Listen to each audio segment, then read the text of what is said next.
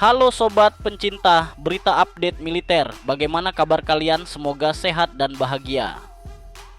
Ketegangan di kawasan Indo-Pasifik kembali meningkat setelah sebuah kapal perang Cina berjenis destroyer Type 55 terdeteksi memasuki perairan dekat Australia.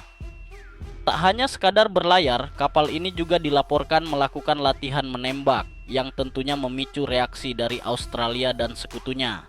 Apakah ini hanya latihan rutin atau ada pesan tersembunyi di balik manuver ini? Mari kita bahas secara mendalam. Latar belakang kejadian. Laporan dari berbagai sumber menyebutkan bahwa kapal perang Type 055 milik Angkatan Laut Cina terlihat di perairan dekat Australia pada awal Februari 2025. Keberadaan kapal ini menimbulkan kekhawatiran, terutama karena kapal tersebut tidak hanya melintas, tetapi juga melakukan latihan penembakan dengan sistem persenjataan canggihnya.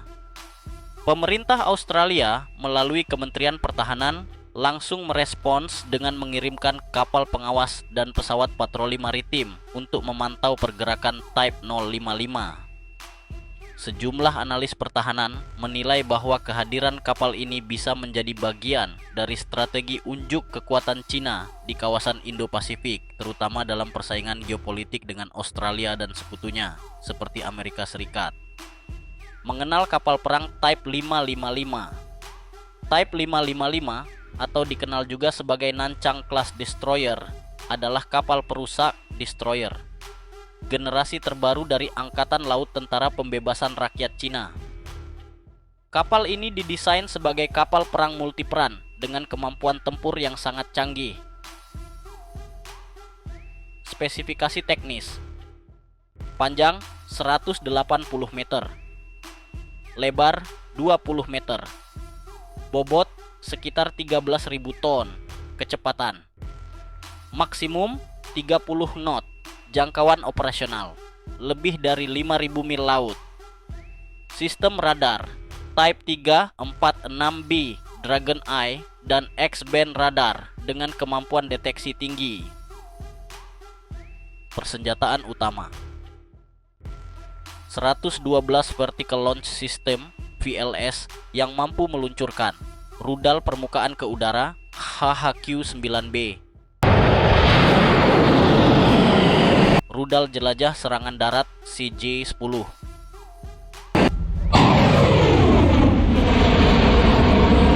rudal anti kapal WJ-14A,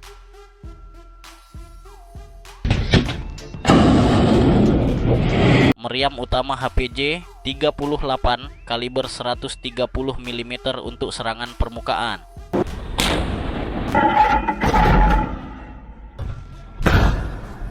sistem close-in weapon system untuk pertahanan udara jarak dekat,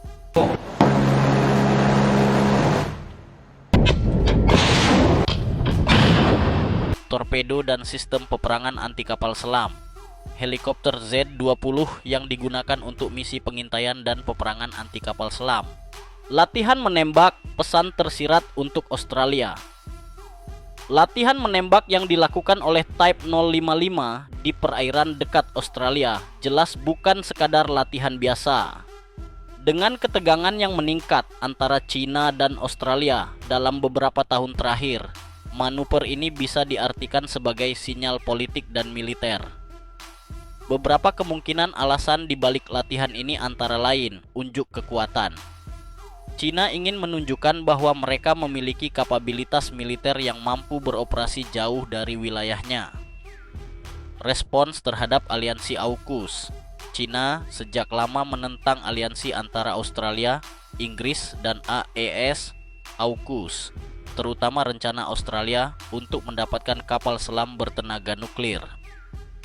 Pengujian kapabilitas di wilayah baru, melakukan latihan di lingkungan perairan yang berbeda untuk menguji sistem senjata dan kemampuan kapal. Reaksi Australia dan sekutunya. Pemerintah Australia tidak tinggal diam.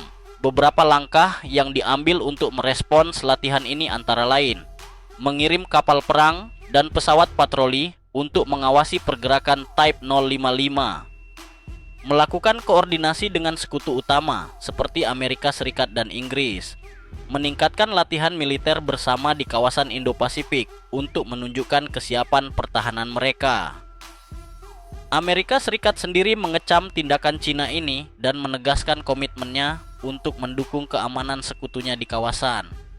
Beberapa analis memperingatkan bahwa insiden ini bisa menjadi pemicu eskalasi ketegangan lebih lanjut di Indo-Pasifik. Apa langkah selanjutnya? Kehadiran destroyer Type 055 di perairan dekat Australia dan latihan menembaknya jelas bukan hal yang bisa dianggap remeh. Ini bukan hanya tentang latihan militer biasa, tetapi juga terkait dengan dinamika geopolitik yang semakin kompleks di kawasan Indo-Pasifik. Apakah Cina akan semakin agresif dengan kehadiran militernya di wilayah ini? Bagaimana Australia dan sekutunya akan merespons dalam jangka panjang? Semua ini masih menjadi tanda tanya besar. Bagaimana menurut kalian? Apakah latihan ini merupakan bagian dari strategi Cina untuk menguasai perairan di Indo-Pasifik, atau hanya latihan biasa yang tidak perlu dikhawatirkan? Berikan pendapat kalian di kolom komentar.